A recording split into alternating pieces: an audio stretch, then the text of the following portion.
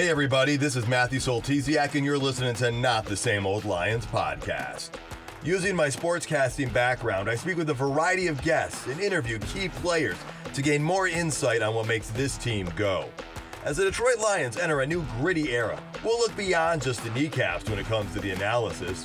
Welcome to another episode.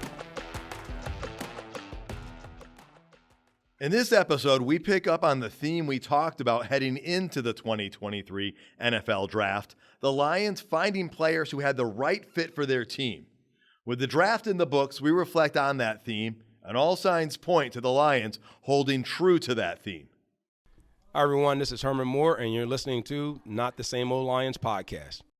I'm joined by Coach Jerry Angers, named Michigan High School Coach of the Year, as well as Coach of the Week by the Detroit Lions. He's also mentored numerous players at the college level and some all the way to the NFL. Good to have you here, Coach. Great to be here, Matt.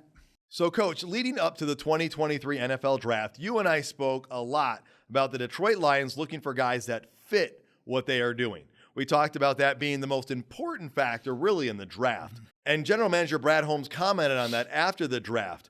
But that factor, if you will, has created some high criticisms of the draft picks for the Detroit Lions, mainly in the first round. Now, before we start dissecting some of those specifics, can you remind the listeners about what you and I spoke of before? From a coach's standpoint, what does it mean to find a guy who fits your team, and why is that so important? Well, I think you want a positive relationship in the locker room as well as on the field. And I says, you know, the guys that they picked are guys that are going to fit into the blue-collar mentality. And those are the guys that are going to basically do everything that you ask. And I think that's one of the biggest things when you look at what they chose in the draft, that it was going to line up the cards, put those extra pieces back into that puzzle to try to finish that puzzle and get to the Super Bowl. All right, well, let's start with pick number 6 then. Will Anderson and Devin Witherspoon were both off the board. And, you know, you and I have talked a lot. I think you think, a lot of us think these are two defensive players that we liked a lot. And if either of them had been there, we thought they were great fits for the team, but they were gone. So this left the Lions with a couple of options. They could have drafted 2 other defensive players that a lot of people thought were really good. Great talent, great potential. Of course, we're talking defensive end Tyree Wilson from Texas Tech and Jalen Carter from Georgia. But the Lions chose to pass on those players and trade back. Now, those players went number 7 and number 9 overall. So what do you think it is that causes a team like the Lions to pass on that much talent, especially when there's so much perceived need at that defensive line? Well, and I think it's any kind of negativity that you've seen or things that they don't think that they're going to fit into the locker room, you know, or they're going to fit into that puzzle again, or that we talked about. And so when you look at guys like that, they're going, are we going to use him? Do we have to waste too much energy on him? Is there someone we get later in the draft? And I think that's one of the biggest things. They didn't fit in. You know, people write about these guys all the time about how great they are and, oh, my God, their numbers are great and you see all their games. But I'll guarantee they didn't watch the films that the Lions staff did. And I'll guarantee they didn't have a scout at the practices or at the Senior Bowl or any of those bowl games. And I think those are things that come into play. And again, I can't second guess those guys because everything they've done has turned to gold so far.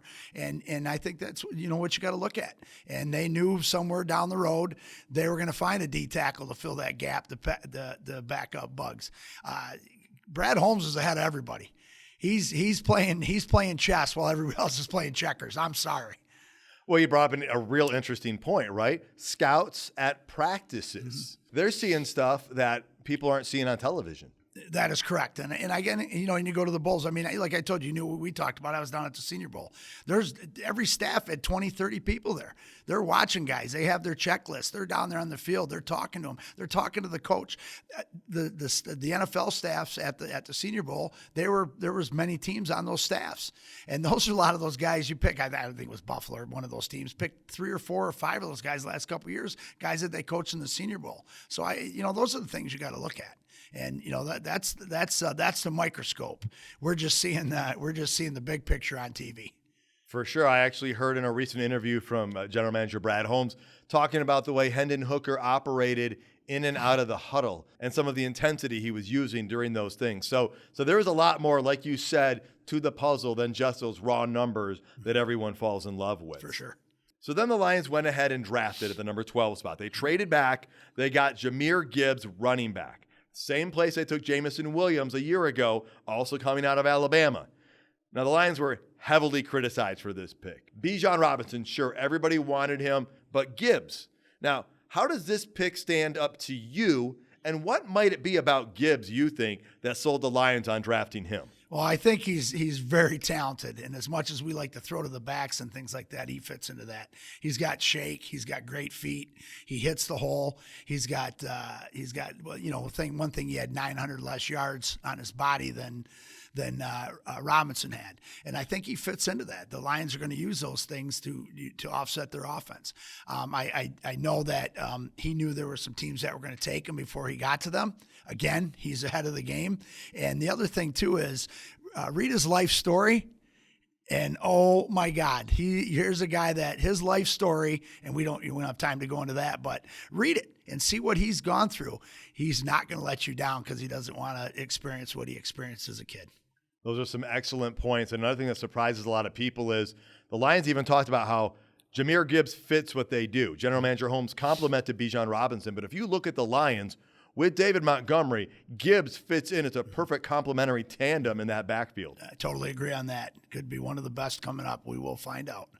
So then we move down to pick number 18. And if things hadn't already been controversial for the Lions, they seem to get even to a deeper level there. They took inside linebacker Jack Campbell from Iowa. And a lot of critics were like, why did they not take the defensive tackle Kalijah Cansey? He was on the board. You have a defensive line issue. What do you make of this move? Well, I think, again, on the board, who the best guy was, who the best fit was, they found out or knew that somebody else was going to draft him. They really wanted him, no matter they wanted him late or not. They also had an idea who they were going to fit in at the D tackle spot. And, I mean, this guy's 6'4", 6'4.5", 240, whatever, he's a monster. And he's a gap filler. And I think, somebody said that he had, his pass coverage was a little shaky. He's 6'4". With long arms, he's still going to be a pretty good pass coverage guy. And so, again, that's a Midwest guy that fits into what they want. They know that he's going to be there every given day, like Rodrigo and all the other linebackers that have been there. And again, they just made their linebacker room strong.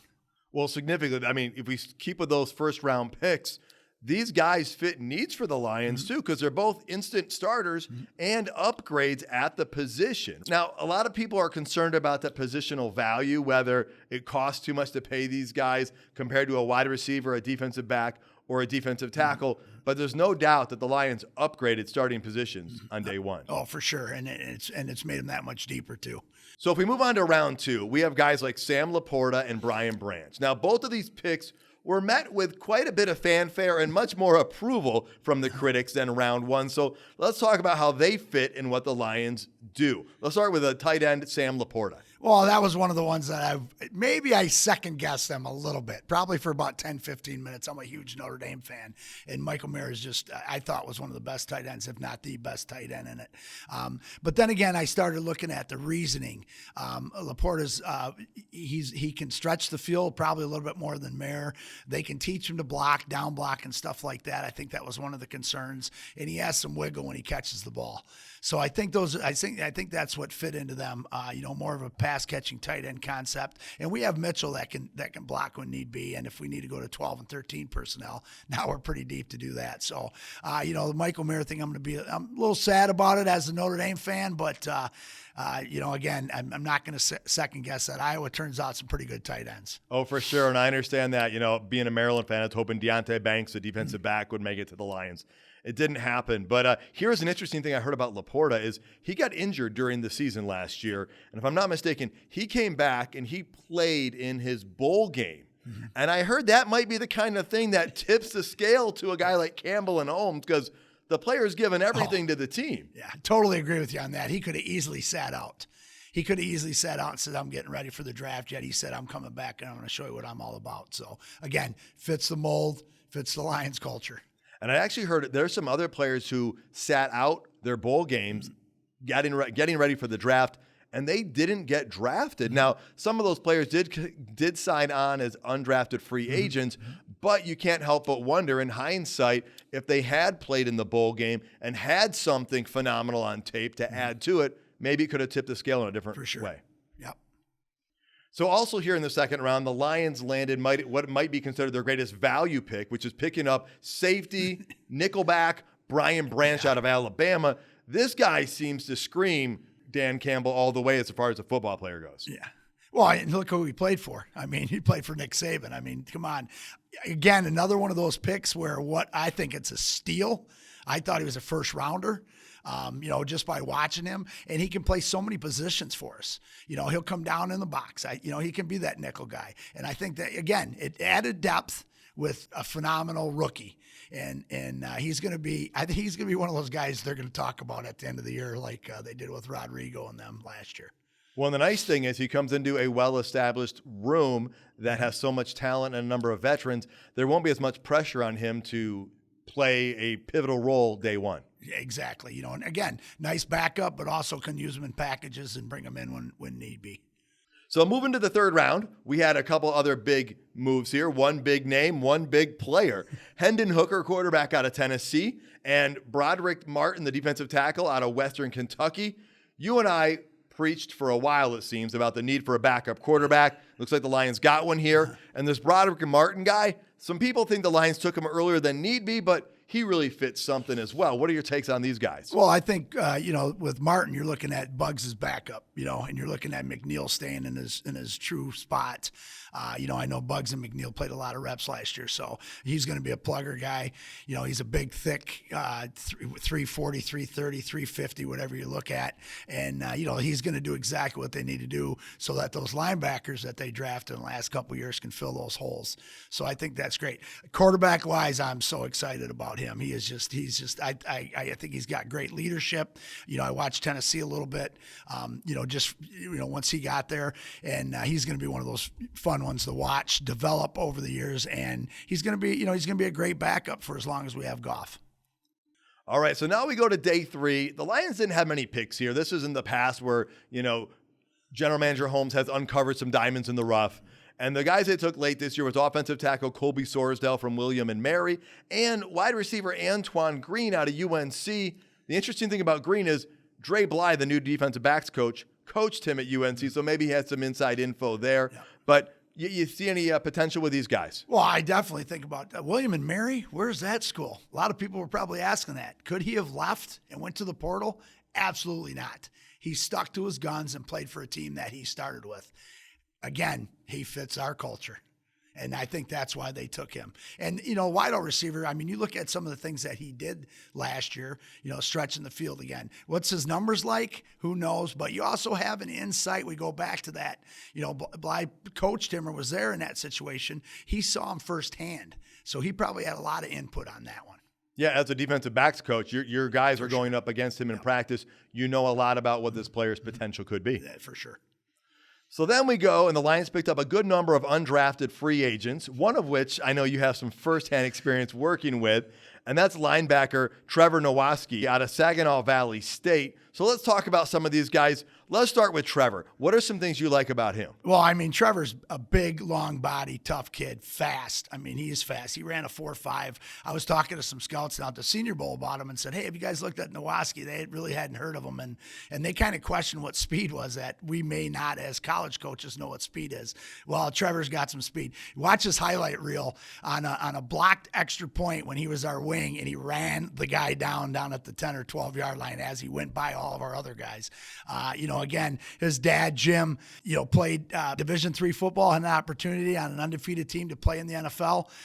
Great family, great work ethics. They're from the area. And Trevor's going to be one of those guys. I think he's got a great shot at making it just because of his athleticism, at that 6. And, he's all of 6'3", 237, 240 pounds, and runs well, tough, played on the outside for us. I watched tape on him coming out of high school because, of course, my son got the opportunity to play with him and block him daily, and so I got a firsthand knowledge on that one. But he's definitely got a shot at making it because he's going to be a special teams guy, and also he was a personal protector, shield for us on the punt team, and so it's going to be fun to watch him, and he's going to prove all the doubters what speed looks like.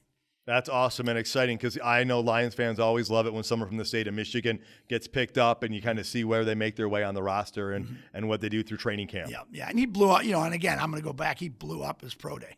They were, I was standing there and everybody's going, wow. And as big as he is and how ripped he is. So it's going to be a fun one to watch. Awesome. And he's not the only one that's going to be worth watching out of these undrafted free agents. Mohamed Ibrahim is a running back out of Minnesota, and being Big Ten guys, we've seen this guy in action. Now, he had some injuries a little while back, but this could be a powerful guy, and he might replace that roster spot that's been opened up in the Lions backfield. Yeah, I totally agree with you on that. Again, he played in the Big Ten, playing against the elite in the Big Ten, and he's another one of those guys, like you say. He's probably going to get a shot at the roster spot if he produces well. Maybe he's on, getting developed for a while, and eventually making it. So again, I think that's we picked up some good undrafted free agents for sure. Well, and with the suspension and the dismissal of some wide receivers, the Lions had a shortage in that room. So they drafted a guy, and now they've also brought in at least one undrafted free agent receiver. Chase Cota out of Oregon is the one who got a signing bonus. So that's another guy where they're thinking, hey, this could be a contributor down the depth chart. Yeah, again, another athletic type receiver that, if he's going to make it, The nice thing about these undrafted free agents is they only have one place to go, and that's up. And they are going to give you everything they have to make that. And so he's another one of those guys when you look at, his stats or you look at what he did in Oregon, is it possible that he's going to help us out? And again, we went to the undrafted need and stacked up the guys that we need in positions we need to back up. Are there any other players of these undrafted free agents the Lions have brought in that you're like, hey, I want to keep my eye on this guy, or I see a lot of potential? Well, I think Joseph from Notre Dame. Again, I'm going back to a Notre Dame fan, so I've watched a lot of games.